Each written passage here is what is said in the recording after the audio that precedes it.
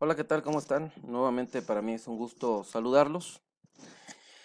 En esta ocasión le toca el desarrollo al tema o a la unidad, más bien dicho, número 3, en el cual, bueno, nosotros hablaremos sobre temas muy interesantes. Primero, sobre mejoramiento genético en los cerdos. ¿Cómo se hace este mejoramiento genético? ¿A qué se debe? ¿En qué consiste el mejoramiento genético? Para después abordar algunas características que sí son hereditarias en mayores porcentajes y otras también, ¿por qué no hablar de ellas? Otras características poco hereditarias. Además, hablaremos de color, de morfofisiología, de la misma fisiología, de la patología que se puede presentar en esas características hereditarias, de cómo poder hacer una selección de pie de cría correcto para nuestra unidad de producción, pero bueno, además de esta selección, cómo realizarla para una crianza natural, a veces sin forzar tanto las cosas.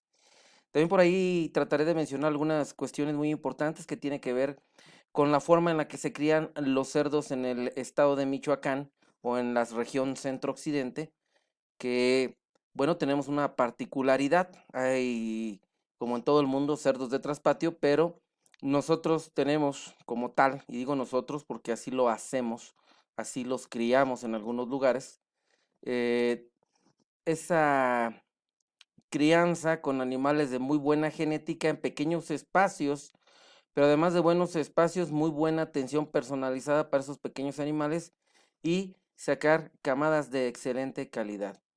Además, vamos a hablar de los índices de heredabilidad, los tipos de cruzamiento que son muy interesantes. Vamos a ver cómo sacamos realmente las hembras que tienen que ver con F1, el llamado F1, que no es más que la cruza de animales puros que nos sirve a nosotros como un pie de cría, siempre y cuando se dé una heterosis, que también voy a mencionar cosas de heterosis aquí, que tiene que ver mucho con esos valores de la heterosis que tenemos que dar en el tipo de cruzamientos. Y finalmente, bueno, la importancia de la inseminación artificial en este mejoramiento genético con estas características hereditarias y hablaremos de manera muy concreta en cada uno de ellos, de estos temas. Como ustedes ya lo saben, bueno, nosotros estamos abordando la temática que tiene que ver con el manejo productivo de monogástricos y bueno, mi nombre ya lo conocen, Isaías de Jesús Díaz Maldonado. Soy docente del Tecnológico Nacional de México, Campus Instituto Tecnológico del Valle de Morelia, el cual, bueno, se encuentra ubicado en la carretera Morelia-Salamanca, kilómetro 6.5, Colonia Los Ángeles, Morelia, Michoacán. Y empezamos con este tema tan interesante. Primero, hablemos de el mejoramiento genético. Y para hablar de mejoramiento genético, bueno, hay tres características, tres palabras que debemos de mencionar. Una que tiene que ver con el fenotipo, otra que es el genotipo y finalmente el ambiente. Yo recuerdo todavía en aquellos tiempos mozos en donde me tocaba hablar de los programas de mejoramiento genético para la FAO, en donde se me pedía dar una explicación muy concreta. Bueno, pongo yo estas imágenes para hacer poquito más explícito. Primero, ¿qué es el fenotipo? El fenotipo es lo que vemos en el animal, lo que podemos apreciar, son esos caracteres o estas características que son visibles de cada animal. ¿Y a qué se debe esto? Bueno, es el resultado de aquella interacción que se tiene entre el genotipo y el medio ambiente. Entonces, si yo digo fenotipo, estoy hablando del resultado de la genética del animal más el medio o el ambiente en el cual se está desarrollando el animal. Recordemos que el fenotipo constituye los rasgos observables de cada animal, tales como el tamaño, la altura, el peso, el color de ojos, el color de piel, el color de la pezuña, el tamaño de las orejas, entre algunos otros más. Pero también tiene una contribución genética al fenotipo y se llama genotipo. Ahora bien, siendo más claros, ¿qué es lo que yo veo? Un animal que fenotípicamente es agradable a la vista y entonces eso es el fenotipo, que también hay animales que no son muy agradables, pero ese es su fenotipo y por lo tanto pongo un cerdo ibérico que ustedes lo pueden apreciar en las laminillas que tenemos de este lado en la parte superior, en donde vemos un cerdo ibérico regordete de color oscuro, ¿sí? Es un chancho relleno que se ve muy bien alimentado, que además está suelto. Y si ustedes observan la otra diapositiva o la otra fotografía que está a la par de esta, vemos un cerdo pelón mexicano. Y bueno, un cerdo pelón mexicano en su ambiente natural, bien alimentado, pues es un fenotipo que no le pide mucho a otros, sino que a veces no suele ser tan agradable porque estamos acostumbrados a ver los cerdos de color blanco, porque así nos han criado en esta zona del país, pero también este tipo de cerdos para el sur sureste, para las costas de Michoacán, se ha dado bastante la crianza de estos animales y que bien alimentados no le piden nada al cerdo ibérico. Ahora bien, ¿qué es el genotipo? El genotipo es el conjunto de genes que existe en el núcleo celular de cada mamífero y además se refiere a la información genética que posee cada uno en particular en forma de ADN. Entonces, de esta manera podemos ver un fenotipo muy bonito, pero puede tener un gen mucho mejor y a lo mejor el ambiente lo afectó, como ya lo mencionaba yo al inicio de esta plática y al inicio de esta diapositiva. El genotipo nos muestra la genética que tenemos o la genética que tienen los cerdos. Voy a poner un ejemplo tratando de ser muy concreto. Yo tengo un animal que es un cerdo pelón mexicano que no lo alimento de manera correcta y además está en una zona donde es demasiado húmedo y demasiado frío para él. El animal, en primer lugar, todo lo que consuma, ¿sí? Lo va a echar o lo va a sacar de su cuerpo vía calor, es decir, todo lo que consuma lo va a generar en forma de calor. Entonces no va a poder expresar su genética al 100%. Y entonces a veces voy a encontrar un animal que a veces lo vemos como un redrojo, un animal quedado, un animal de poca talla, un animal delgado, un animal raquítico. Entonces, no puede expresar el genotipo ese animal, por muy bueno que sea. Y pongo el ejemplo del cerdo pelón mexicano porque aquí tenemos la fotografía, pero pudiéramos nosotros hablar de un Pietrain belga, de un Duroc, de un York, de un Chester White, de un Lark White, de un Polanchina, en fin, ustedes ya saben que hay suficientes y muchísimas razas, ya por ahí en unidad 2 revisamos las razas que más se recomiendan para la producción de porcinos en el centro del país. Y además, por ahí traté de mostrarles algunas razas que no existen en este país y que llaman la atención como su genotipo y su fenotipo expresan características distintas a las que estamos comúnmente habituados a ver. Nunca se habían imaginado un cerdo que tuviera como lana, ¿verdad? Y lo vimos en la unidad pasada.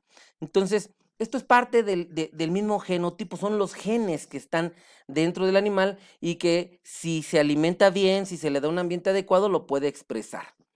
Ahora bien, para hacer la conjugación y poder hablar del mejoramiento genético debemos decir el ambiente. Dicen por ahí que es un pleonasmo decir medio y ambiente, pero bueno, para nuestra área, para dejarlo bien claro, el ambiente natural o el medio ambiente neutral, natural o el entorno natural, recordemos que es el conjunto de componentes físicos, químicos, biológicos, de la piara o de la parvada en el caso de las aves o de la piara en el caso de los cerdos, y las cosas, todas las externas que interactúan con estas piaras de animales, con estos cerdos, y entre ellos está el ser humano. Así que nosotros también tenemos mucho en la participación de por qué sí pueden expresar los genes los animales o no lo pueden hacer. Yo, como criador de cerdos, trato de darle lo mejor a mis cerdos, ¿sí? con la finalidad de que expresen todos los genes y ganen mayor peso en menor tiempo. Y de esa forma entonces yo aprovecho fenotipo, genotipo y ambiente.